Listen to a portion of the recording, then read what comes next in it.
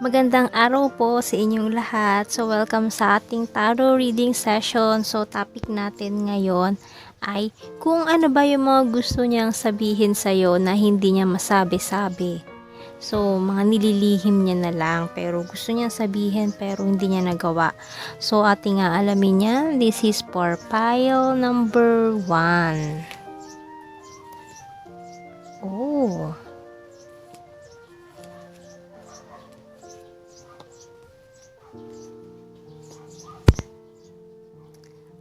Ayan, pile number 1.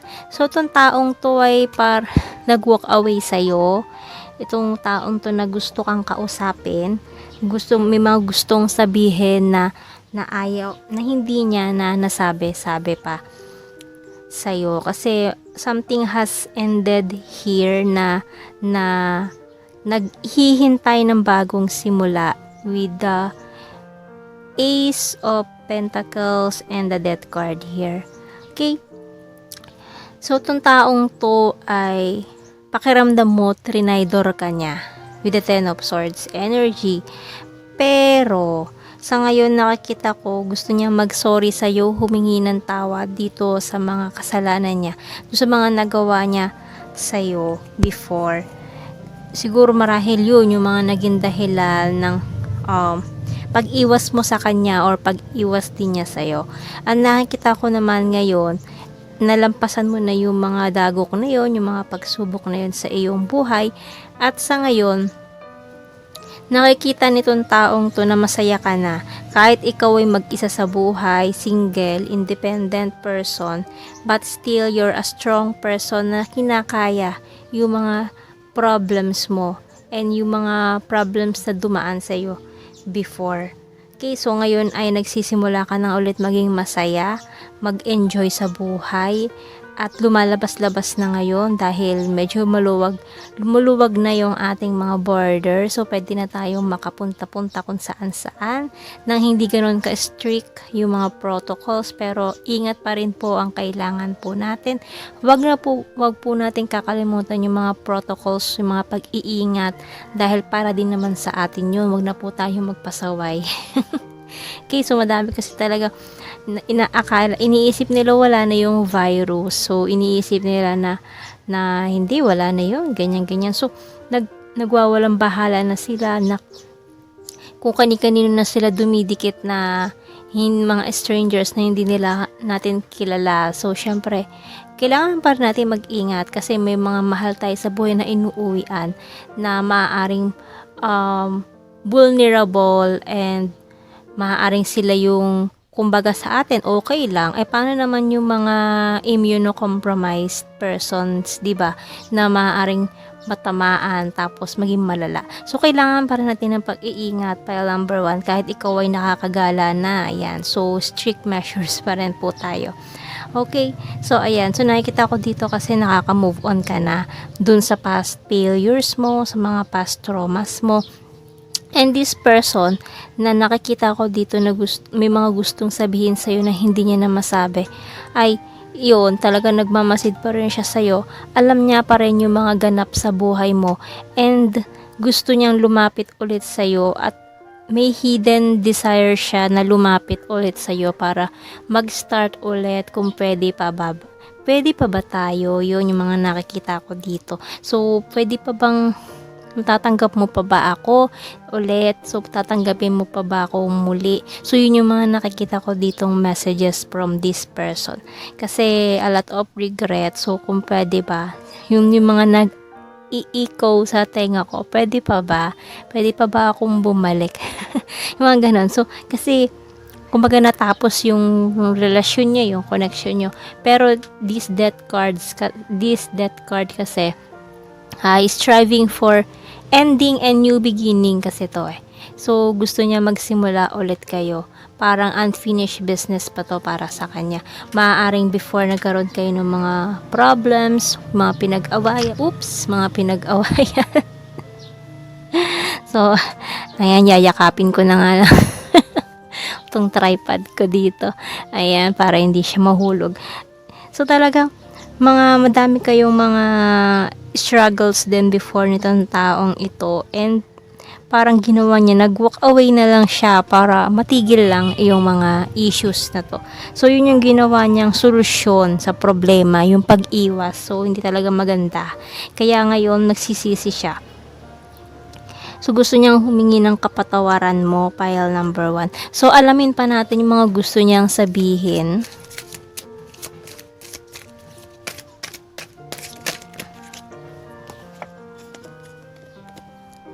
I'm moving forward. Ayan, ito na nga nahulog. I'm isolating myself to reflect. I'm waiting for you. Still, naghihintay pa rin siya sa'yo. It hurts so badly. Nasaktan din daw siya. Char. Kumbaga, hindi lang ikaw yung nasaktan, pati ako nasaktan. Oh, and it's a disaster. Disaster talaga tong ginawa niya. Sorry, I'm wasted. Oh my God. And I'm stubborn but practical. I love your humor. Oh, so very funny ka. So, maaaring yun yung mga gusto niyang sabihin sa'yo. So, bibigyan pa kita outcome nitong situation nyo dito. So, bubunot na lang ako. Mga gusto pa niyang sabihin sa'yo. Soulmate, connection of minds, mutual respect, unconditional love, and a total understanding. Oh my God. So, maaaring this person might be your soulmate. Bibigyan pa kita ng isa kasi may umangat pa dito. Deception, encouraging people to believe information that is not true. So, maaaring marami siyang kasinungalingan before na sinabi sa iyo na wala namang katotohanan, and then lumabas yung totoo, nagalit ka, pakiramdam mo, trinidor ka niya, binackstab ka niya. Yun, mga ganong bagay, pile number 1. And isa pa, reminiscing, indulging enjoyable recollection of past events. So, talagang nagsisisi siya, gusto niyang ibalik yung nakaraan ninyo, pile number 1. Namimiss ka niya. So, yun, gusto niya magsimula ulit kayo ng panibago. Yun yung sinasaad ng death card dito. Okay, so, bibigyan pa kita ng some messages here. Follow your heart.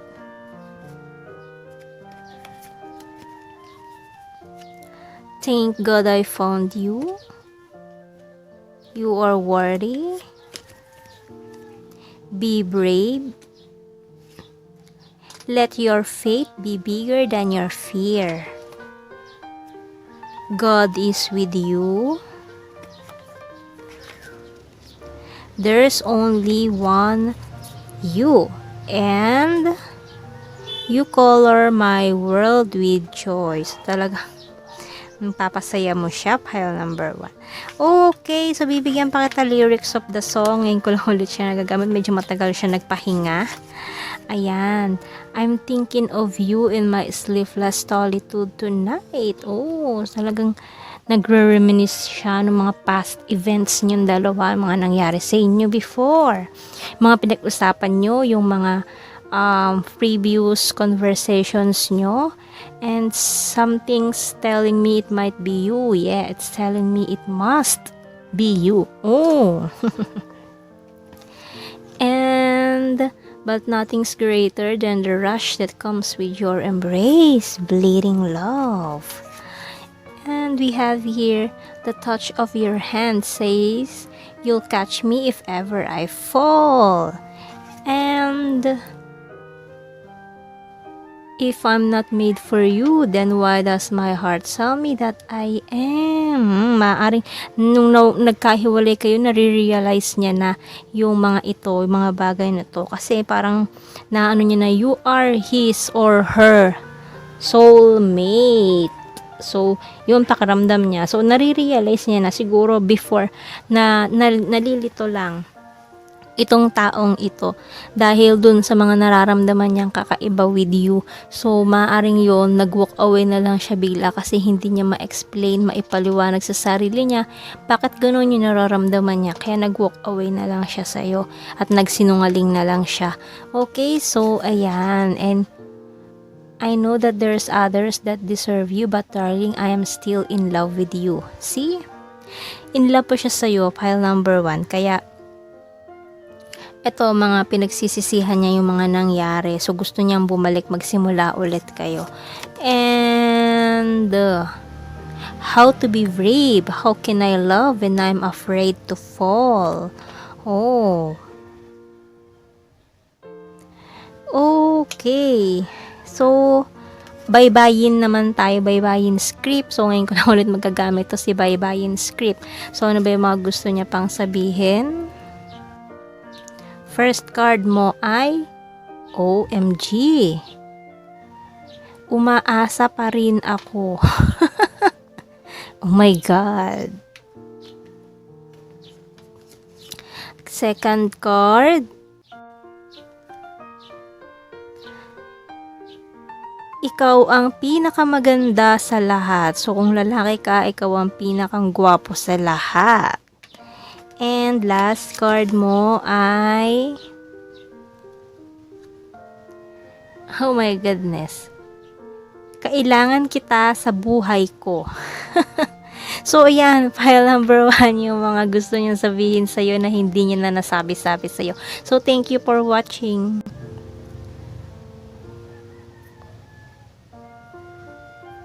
Welcome, pile number 2. So, ang reading natin ngayon ay kung ano ba yung mga gusto niyang sabihin sa'yo, pero hindi niya na nagawang sabihin pa. So, ayan, ating aalamin. Uy, hulog ka na naman. Don't fall.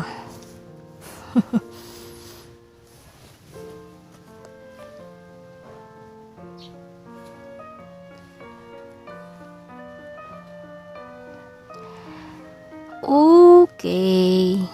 So, naging defensive itong taong to. Pile number 2. So, kung ano man yung mga nangyari sa inyo before, kasi ito medyo mabigat. You have the Tower card here. So, medyo mabigat na pagtatalo, problema. Itong nangyari before between the both of you, itong taong ito. At meron kayong mga desisyon na pikit mata na lang na sinuong ninyo nang hindi nag-iisip ng mabuti. Sinasabi nyo na, bahala na si Batman, ito na lang, sige. Bahala na si Batman, sige, maghiwalay tayo kung maghihiwalay tayo. Mga ganyan. Yun yung mga maaaring sinabi niya sa'yo. So, hindi siya nag-isip. So, nagpadala siya sa emosyon, sa galit. Mga nakikita ko dito, pile number 2. So, kumbaga, nag-break kayo dahil masama lang yung loob niya. Naghihiwalay kayo dahil masama yung loob niya. Pero eventually, nung nahimasmasan siya, na-realize niya itong mga ginawa niya sa'yo. So, pero naisip niya na nahiya na siya na bumalik or humingi ng tawad sa'yo kasi pride, ego, yon yung mga pinairal niya, pile number 2. So, ngayon, feeling trap siya, hindi niya na alam yung gagawin niya, kung ano yung next move na gagawin niya, kung magre-reach out pa ba siya sa'yo. So, talagang nilihim niya na lang itong mga gusto niyang sabihin sa'yo. Kahit na gusto niyang ipanalo to, gusto niyang subukan muli ito, gusto niya na kayo ang magkasama habang buhay, pero nadala siya sa kanyang galit.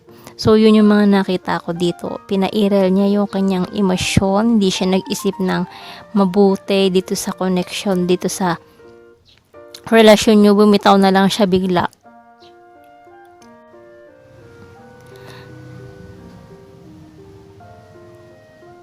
So, yun yung mga nakikita ko dito. Pile number 2. Akala ko tumigil yung recording ko, napatitig tuloy ako.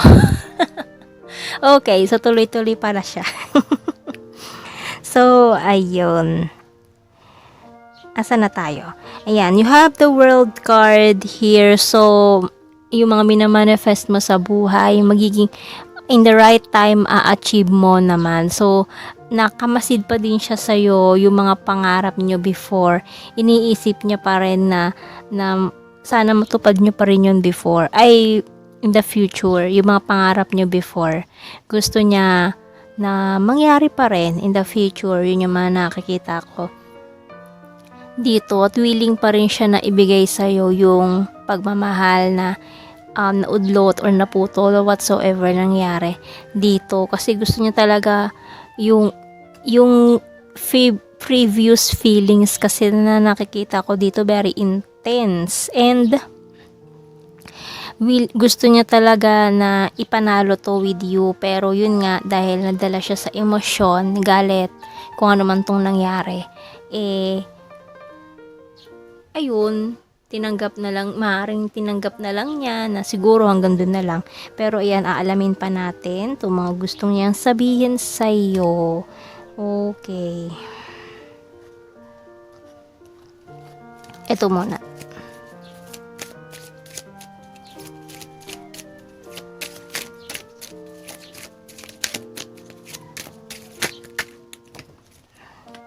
Okay, ano itong mga nahulog dito? Baliktad pa. Oh, I missed you so much and I don't know what to say. Charot. Kumanta pa no? I am strong and independent. O, edi wow. Char. Caught in the middle. Oh. Confirmation energy of Two of Swords here. So, hindi siya makapag-decide. So, maaaring nung galit siya nung pinairal niya yung emosyon niya, ayan, nakahanap siya ng iba na parang nag-comport sa kanya nung mga panahon na hindi kayo nagkakaunawaan, and then ito namang other person na to sinamantala yung mga pangyayari na down tong taong to, and then yun nilandi siya, and then to namang taong to ay bumigay naman. Oh my god, sorry for that. Pero so, sa nakikita ko dito, more on lust lang yun, fling, pero ayan, parang hindi na siya makabitaw pa dito sa taong to kasi na parang napasubo na rin siya. So, yan, caught in the middle and you're the fairest of them all. Ikaw pa rin ang the best para sa kanya. And I will start to save money. So, siguro talagang gastador tong taong ito. Waldas, kung waldas. And I'm willing to take the risk. I'm proud of you. And I see, I'm being defensive. Diba? Sinabi ko siya kanina, diba? Para kasing sinabi ko. So, ayan. So, naging defensive talaga siya. Pile number 2. Talagang, yung mga ginawa niya ay talagang medyo guilty, pero hindi niya matanggap sa sarili niya. So, ayan, may bigyan pa kita ng lyrics of the song. Medyo matagal ko siyang hindi nagamit. So, ngayon gagamitin ulit natin siya. Well, I found a woman stronger than anyone I know. Next. Trouble sleeping, restless dreaming, you're in my head. Honey, you don't have to play no games. All I need is all your loving. 'Cause all of me loves all of you. Di kita malimutan sa mga gabing nagdaan. Ikaw ang pangarap, nais kong makamtan. Sa buhay ko ay ikaw ang kahulugan. Oh, para siyang pusang ligaw. Pusong ligaw. Ano ba? Ay, nako. Pile number 2. And when you smile, the whole world stops and stares for a while. And lastly, oo nga pala, hindi nga pala tayo. Hanggang dito lang ako nangangarap na mapasayo. Oh, walang kayo. Hindi naging kayo, oh my God. Parang kami, charot. Walang kami, ouch. Ano ba naman yan? Bakit ako nadadamay dyan? So, ayan, bibigyan pa kita ng some messages here. Nanahimik ako, nadadamay ako. Ayan, so, let your light shine. Wala kasing kami, aray ko naman. Tama na, ano yan? You make me happy. Remember me, please. Enjoy your day. Remember me please daw. And this person makes you happy. And make music in your heart. Relax. Slow down. I'm here for you and remember how much I love you. Oh my God. So, outcome nitong situation nyo. Balance. Elements are equal or in the correct proportions. Guilty. Oh, diba? Guilty siya. Kaya defensive siya kasi guilty siya. Oh my God, file number 2, responsible for doing something wrong. And a runner. It is so intense that often one of them may run from the relationship. So, sino yung runner? The divine masculine's energy. And some baybayin scripts. Ngayon ko lang ulit mga magagamit to sila. First card mo. Mag-ingat ka palagi. Okay, second. Walang mas hihigit sa'yo. Oh, wala talagang mas hihigit sa'yo. You're the fairest of them all. Saan yun? Ayun, you're the fairest of them all. Walang masihigit sa'yo. And, nakaka-addict ka. Oh my God! File number 2. Okay, so that's your reading. Thank you for watching. Hello, welcome po, file number 3. So, ating alamin tong mga gusto niyang sabihin pero hindi niya na nasabi sa'yo. Ano ba to? Ano tong mga hindi niya na masabi-sabi sa'yo pero gustong-gusto niyang sabihin. So, ayun, nakikita ko na agad namimiss ka nitong taong ito at hindi siya makalet go sa feelings niya sa'yo. File number 3. So, maraming tataas ang kilay dito. Totoo ba yun? So, yun ang nakakita ko dito eh. Okay, so namimiss ka niya, hinihintay ka pa rin niya. So, kasi kahit na marami siyang mga responsibilidad sa buhay, maaaring a breadwinner of his or her family. So, initsapwera niya yung love life para doon sa responsibilidad niya. So, yun ang nakita ko rito. Pero, namimiss ka pa rin niya, naalala ka pa rin niya, hinihintay ka pa rin niya. File number 3 at hindi pa siya makalet go sa feelings niya para sa iyo.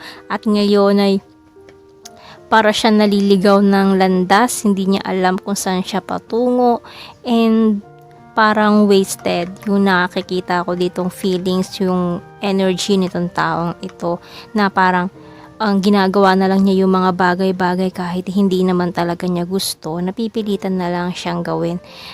Maaaring napasubo siya sa isang panibagong connection na hindi naman siya masaya. So yun yung mga nakikita ko dito. But still, sa'yo niya naramdaman yung happiness, yung pinapangarap niyang family in the future. Sa'yo niya nakikita yun. Pile number 3.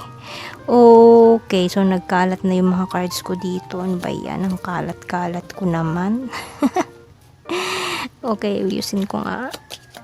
Yan. So, ano pa yung mga gusto niyang sabihin sa'yo? So, nakikita naman niya na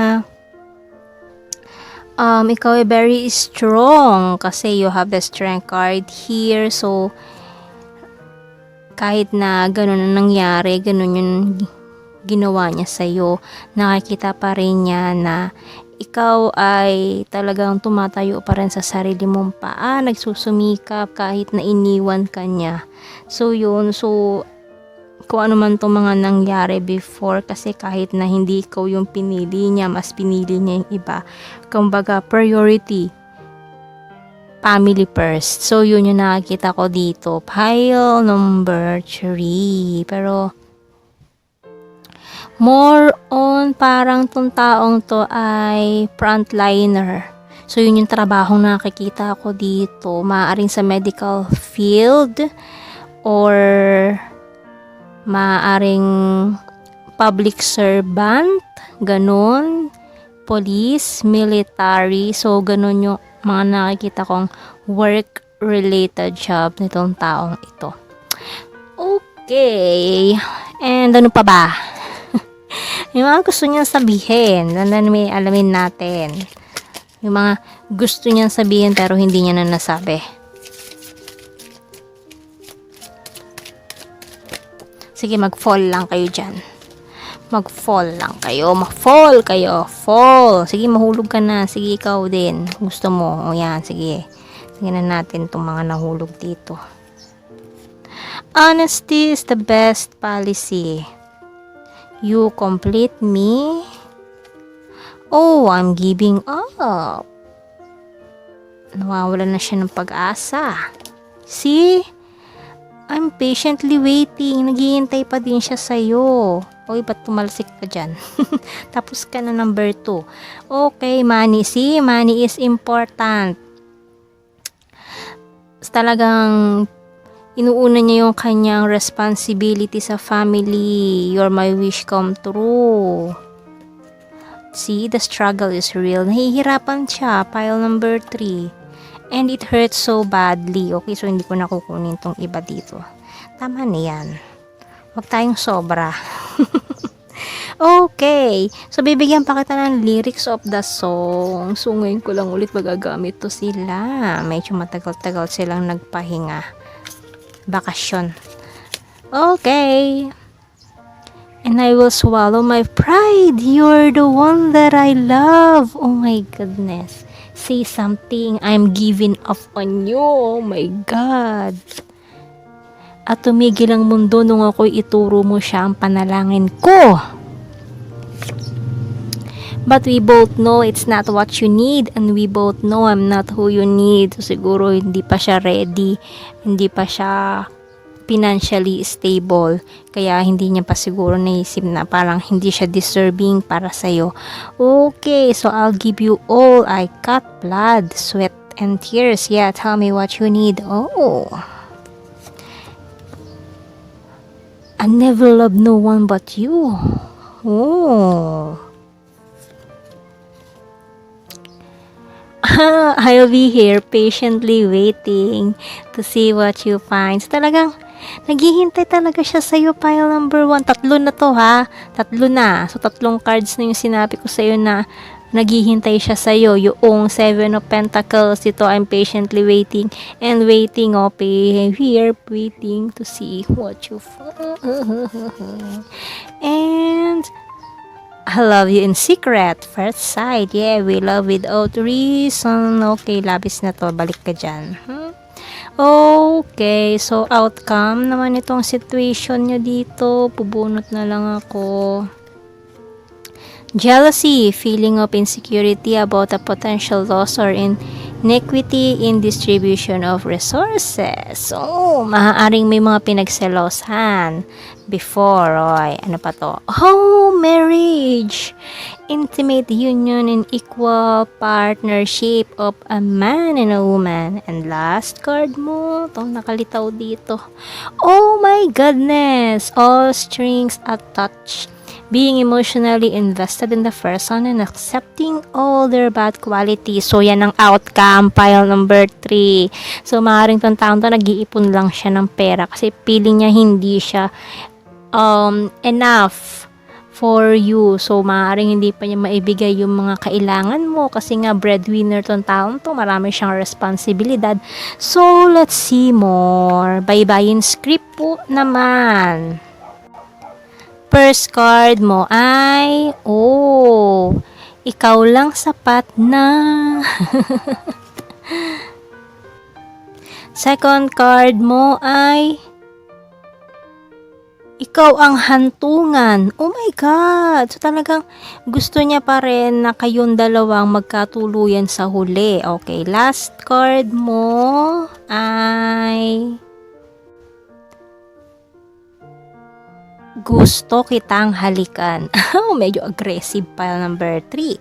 Okay, so pile number 3, may nakalimutan pa ako. Ayan, bago ko magpaalam. So, may nakalimutan pa. So, yeah, more message for you. You're my shining star. Prove them wrong. And keep up the good work. And you are special, and make a new friend today, and you're beautiful just the way you are. Next, I'm proud of you, and let it be, let it be, let it be, oh, let it be. Okay, so pile number 3, that's your reading. Thank you for watching.